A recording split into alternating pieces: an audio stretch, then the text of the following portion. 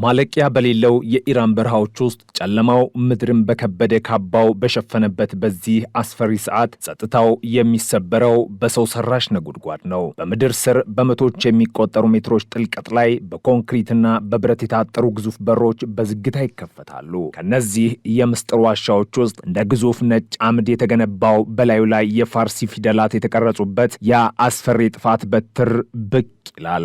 ይህ ሻሃብ 3 ነው። የመሳሪያ ብቻ አይደለም፣ የኢራን እስላማዊ ሪፐብሊክ የሉዓላዊነት ምልክት፣ የመካከለኛው ምስራቅ የኃይል ሚዛን መለወጫና በዋሽንግተን ዲሲ የሚገኙ ጀነራሎችን እንቅልፍ የሚነሳ የሌሊት ቅዠት ነው። ሻሃብ 3 የሚለው ስም ሲደመጥ በፔንታጎን የስትራቴጂ ክፍሎች ውስጥ ያሉት ስክሪኖች በቀይ መብራቶች ይሞላሉ።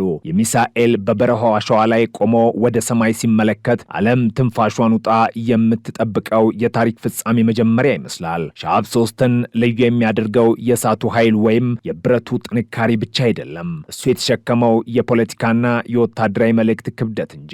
አሜሪካ ይህን ሚሳኤል የምትፈራውም በምክንያት ነው። ዋሽንግተን በቢሊዮኖች የሚቆጠር ዶላር አፍስሳ የገነባቻቸው የባህር ላይ አርማዳዎች፣ ግዙፎቹ የአውሮፕላን ተሸካሚ መርከቦችና በመካከለኛው ምስራቅ የተዘረጉት የጦር ሰፈሮች በሙሉ በሻሃብ 3 ኢላማ ውስጥ ናቸው። የአሜሪካ የስትራቴጂ ባለሙያዎች በሚገባ የሚያውቁት አንድ መራራ እውነት አለ።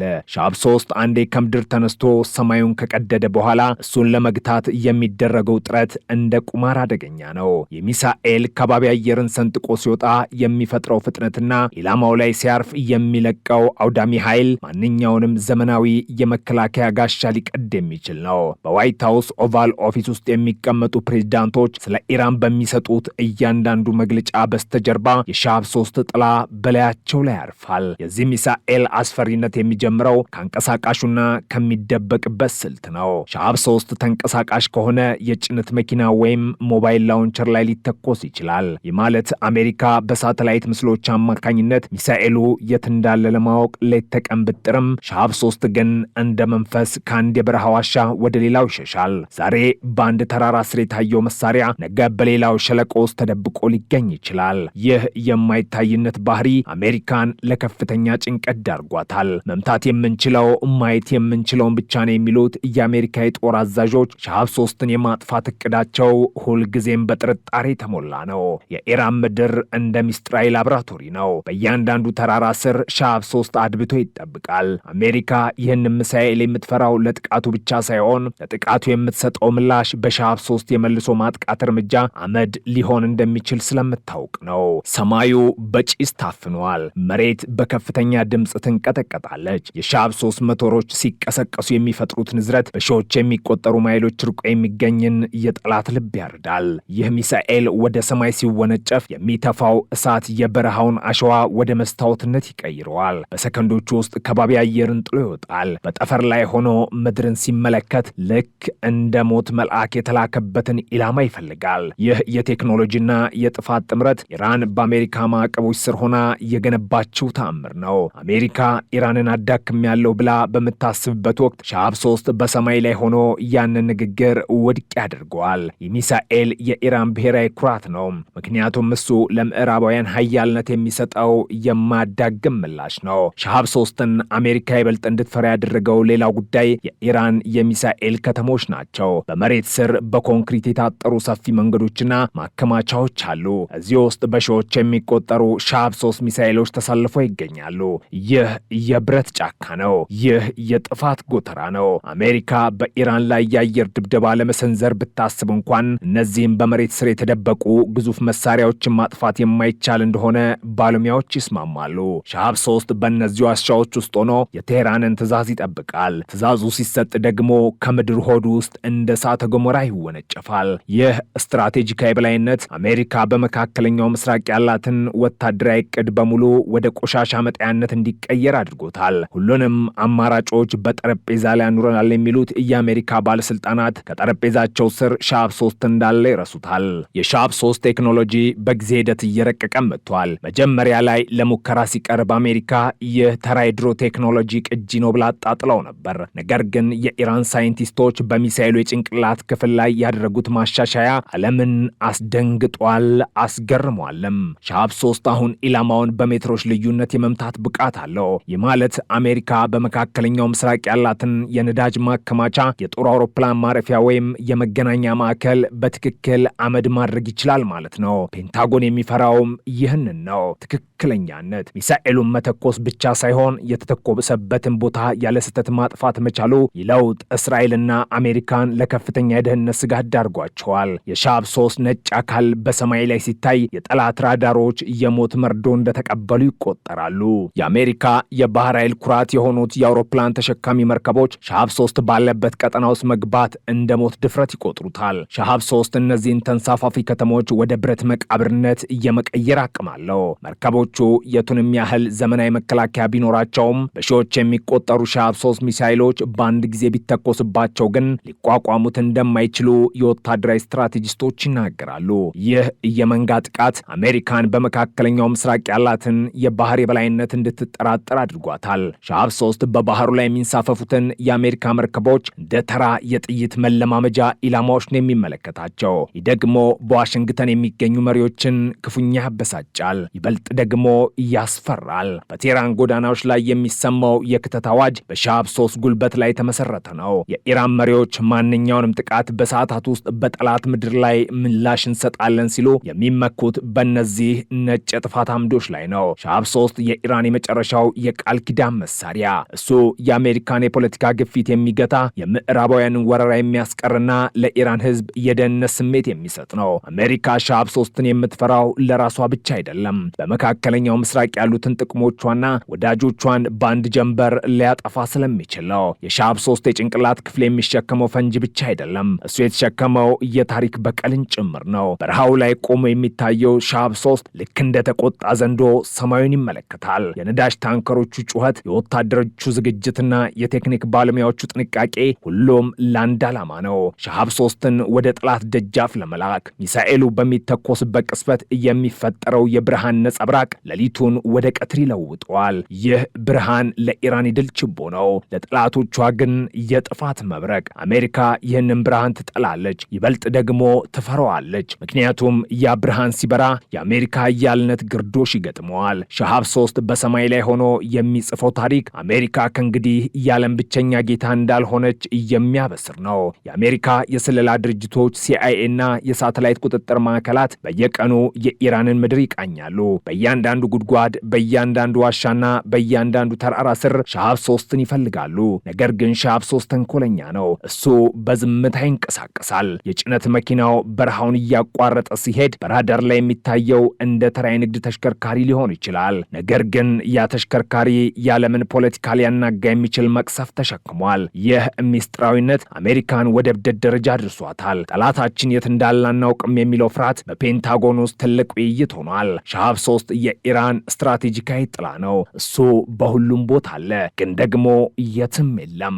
ሻብ 3ን ለማቆም አሜሪካ የሚሳኤል መከላከያ ስርዓቶችን በመካከለኛው ምስራቅ ዘርግታለች። ፓትሪዮትና ታድ የተባሉት መሳሪያዎች ሻብ 3ን በአየር ላይ ለመምታት ይጠባበቃሉ። ነገር ግን የሻብ 3 ፍጥነትና የሚጠቀምበት የማታለያ ዘዴ እነዚህን መከላከያዎች ዋጋ ቢስ ሊያደርጋቸው ይችላል። የኢራን ሳይንቲስቶች ሚሳኤሉ አየር ላይ ያለ አቅጣጫው እንዲቀይርና የጠላትን ራዳር እንዲያታልል አድርገው ቀርጸውታል። ይህ ደግሞ አሜሪካ በቢሊዮኖች የገነባቸውን ጋሻ ቀዳዳ እንዳለው ያሳያል። ሻብ 3 ያንን ቀዳዳ ሰንጥቆ በመግባት የጠላትን ልብ ይወጋል። አሜሪካ ይህንን ትውልድ አቋራጭ ውድድር ልትሸነፍ እንደምትችል በስጋት ትመለከታለች። በመካከለኛው ምስራቅ ያለው ውጥረት ሲፋፋም ሻብ 3 እንደ ትልቅ ዳኛ በመሃል ይቆማል። እሱ በኢራንና በጠላቶቿ መካከል ያለውን የኃይል ሚዛን ያስጠብቃል። እኛን ለመንካት አትሞክሩ የሚለው የኢራን መልእክት በሻብ 3 ነጭ ብረት ላይ ተጽፏል። አሜሪካ ይህንን መልእክት በሚገባ አንብበዋለች። ለዚህ ነው ቀጥተኛ ጦርነት ከመግጠም ይልቅ ማዕቀብና ፖለቲካዊ ጫናን የመረጠችው። ሻብ 3 አሜሪካን ወደ ኋላ እንድትል የሚያደርግ የብረት ግንብ ሆኗል። ይህ ሚሳኤል የኢራን የህልውና ዋስትና ነው። ሻብ 3 በዓለም አቀፍ ትርኢቶች ላይ ሲቀርብ የኢራን ህዝብ በደስታ ይጮሃል። ለእነርሱ ይህ መሳሪያ የጥቃት መሳሪያ ብቻ አይደለም፣ እሱ የነጻነት ምልክት ነው። ምዕራባውያን ኢራንን በቴክኖሎጂ ለማፈን ቢሞክሩ ቢሞክርም ሻሃብ 3 ግን የአፈና እንዳልሰራ ማረጋገጫ ነው። የሻሃብ 3 ድምጽ የነጻነት ድምጽ ነው ተብሎ በቴህራን አደባባዮች ይወራል። አሜሪካ ይህንን ህዝባዊ ኩራትና ወታደራዊ ጥንካሬ ማየት አትፈልግም። ነገር ግን ሻሃብ 3 በበረሃው ላይ በኩራት ቆሞ የአሜሪካን ትዕቢት ይሰብራል። እሱ የአዲሱ መካከለኛው ምስራቅ ምልክት ነው። ታሪኩ የሚቀጥለው በጠፈር ላይ ነው። ሻሃብ 3 ከባቢ አየርን ጥሎ ሲወጣ የዓለምን ዝምታ ይሰብራል።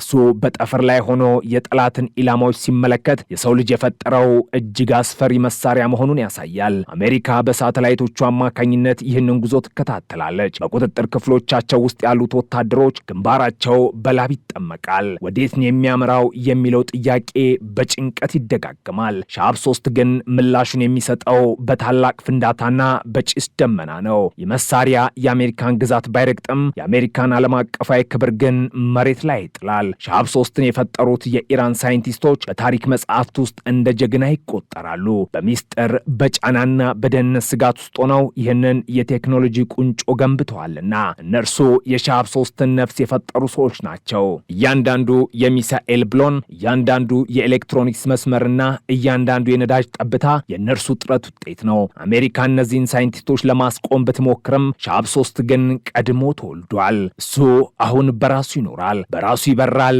በራሱም ይገድላል። ሻሃብ 3 የኢራን ሰማይ ጠባቂ፣ እሱ በበረሃ ውስጥ አድብቶ የሚጠብቅ አንበሳ ነው። አሜሪካ ይህንን አንበሳ ለመቀስቀስ ትፈራለች። ምክንያቱም የአንበሳው ጩኸት ሻሃብ 3 መሆኑን ታውቃለች። ሚሳኤሉ በኩራት ቆሞ ነጭ አካሉ በፀሐይ ብርሃን ሲያንጸባርቅ ለዓለም የሚናገረው አንድ እውነት አለ። እኛ እዚህ ያለን አንጠፋምም።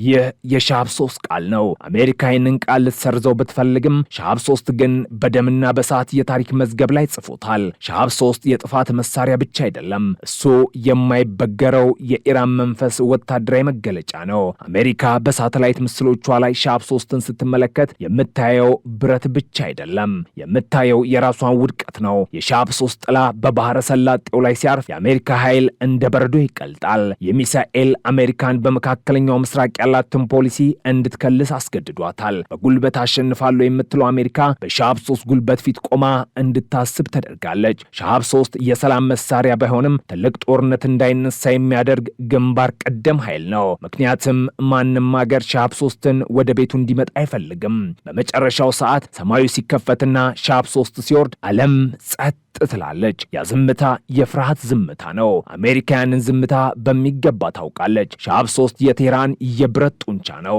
እሱ የምዕራባውያንን ትዕቢት የሚቀጣ የኢራንን ድንበር የሚያስከብርና የወደፊቱን መካከለኛው ምስራቅ የሚወስን ኃይል ነው። ሻሃብ 3 ተራ ስም አይደለም።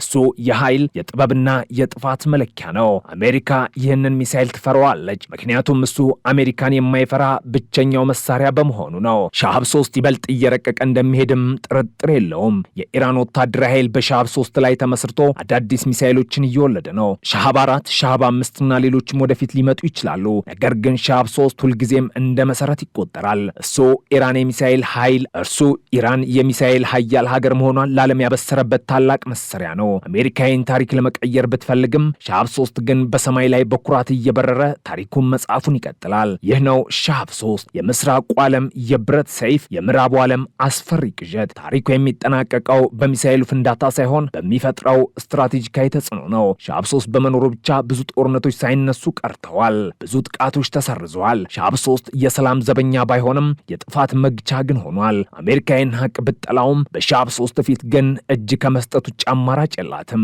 ሻሃብ 3 በበረሃ ውስጥ ሆኖ የጠላትን እንቅስቃሴ በትዕግስት ይጠባበቃል። እሱ የነጻነት የጥንካሬና የአይበገሬነት ምልክት ነው። ሻሃብ 3 የኢራን የጥፋት በትር፣ የዓለም የፖለቲካ መለወጫ። ሻሃብ 3ን ስናስብ የምናስበው ስለ ቴክኖሎጂ ብቻ አይደለም። የምናስበው ስለ አንድ ህዝብ ቁርጠኝነት ነው። በዓለም አቀፍ ጫና ውስጥ ሆኖ እንዲህ ያለውን አስፈሪ መሳሪያ መገንባት ከብረት በላይ የሆነ ጥንካሬን ይጠይቃል። ሻሃብ 3 የዚያ ጥንካሬ ውጤት ነው። አሜሪካ ይህንን ጥንካሬ ትፈራዋለች። ሻሃብ 3 በሰማይ ላይ ሲታይ የምዕራባውያን ኃያልነት ግርዶች ይገጥመዋል። ይህ ነው ሻሃብ 3 የፋርስ ምድር ኩራት፣ የምዕራባውያን ዓለም አስፈሪው መቅሰፍት። ታሪኩ ገና ይቀጥላል። ሻሃብ 3ም በሰማይ ላይ መኖር መብቱን በደምና በሳት እያስከበረ ቀጥሏል።